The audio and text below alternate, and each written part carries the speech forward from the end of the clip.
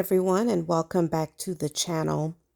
I wanted to read a letter that I came across the other day on Facebook, and it really resonated with me because so many of us who have decided that we do not want to get the jab are being looked upon as individuals who are not caring, who don't want to stop the spread, who apparently don't care about going back to normal.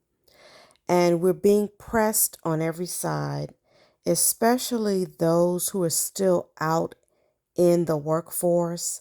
And I came across this letter by a lady by the name of Whitney Nicholson. And it really hit a lot of points of what a lot of us, myself in particular, is feeling right now about being pressed into a corner to do something in our bodies that we don't quite agree with, that we have some reservations about.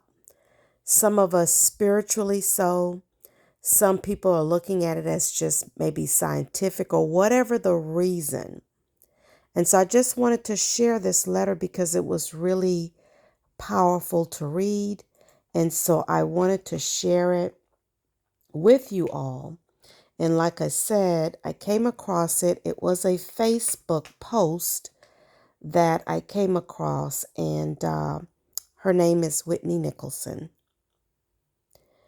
Today, I walked out of my job that I was an RN at for over 7 years, a place where my coworkers and my patients were literally an extension of my family, a place I thought I would be at for the rest of my nursing career. It's a bittersweet moment. A month ago, I was forced to make a decision that I wasn't okay with making from a company that was willing to lose over half its employees over. For over 10 years, I have fought for my health, monitored everything that I put in my mouth, what touched my skin, etc., because I have suffered so much in the past. My health has been an ongoing journey for me. I have had to constantly rely on the great physician with all my steps and decisions because honestly, earthly physicians couldn't give me answers or relief. I've trusted the Father for years with my health, and He's led me into decisions that have given me healing. He's always been the voice of protection in every little detail of my life. I've learned that His voice had to be the one I went to and relied on first over anything else. If I didn't stop turning to Him in all my decisions in the past, I sure as heck won't stop now. I firmly believe this decision is what the Lord has led me into, and I'm going to stand confident in that obedience. He will see me through, and all those around me as well. When all other voices tell me I'm selfish, it doesn't matter because I have the one voice that leads me into His identity. I trust Him. Those around me who know who I really am and the care I put into their lives, and that's all that matters. The other voices weren't in those moments with just me, my patients, and God. They didn't see everything I have done and continue to do. That's okay. God knows. The people who I encounter know. The other voices weren't with me in the moments of my suffering after autoimmune reactions. The moments I couldn't move in bed because of previous reactions to things I was given or exposed to. That's okay. My Father was. The other voices weren't there when I watched other people suffer and cry and I sat there for hours helping them cope. That's okay. He was. Jesus is the one voice that leads me and helps me stand, and that the people I encounter in my everyday life, I pray will see that when I love them wholeheartedly in everything that I do.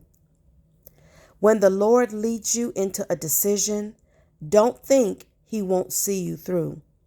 It's all in His perfect timing. When I got faced with a decision I wasn't okay with making, I didn't have an ounce of worry about job stability.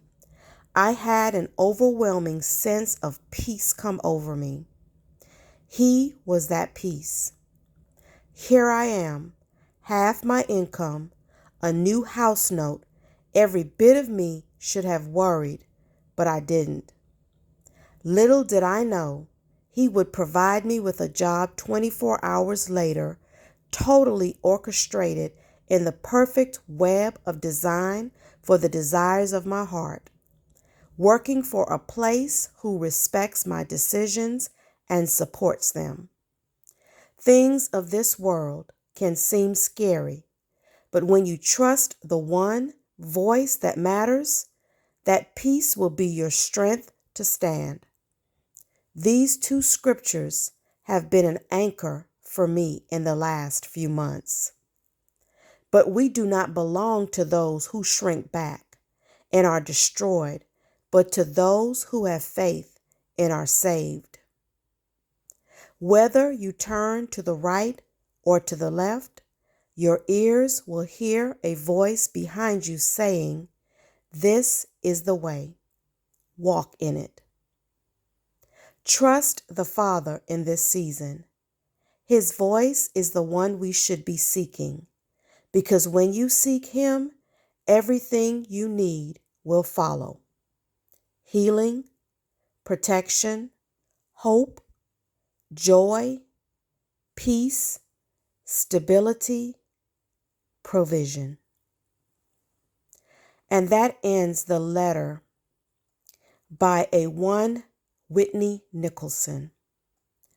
I don't know who Whitney Nicholson is, but she is a brave soul, and she represents so many of us who have these same feelings and hold these same standards as to why we do not accept the status quo, that we have to receive this jab in order to be looked upon as being those who care about the situation that we are in. We are ones who hold a standard no matter what it looks like, no matter how much pressure, no matter what the world says, we're going to hold a standard. And not saying that those who are receiving are wrong, but don't look at those of us who don't want to receive as being wrong. We're asking for the same respect. So I thank Miss Whitney Nicholson for this letter, and I hope it resonates with you and so many others who may be on the fence and feeling like they need to fold at the moment of pressure. I hope this gives you some encouragement, and I hope it is something that gives you something to think about in making this decision if you haven't already. Thanks for tuning in. Until next time, be blessed.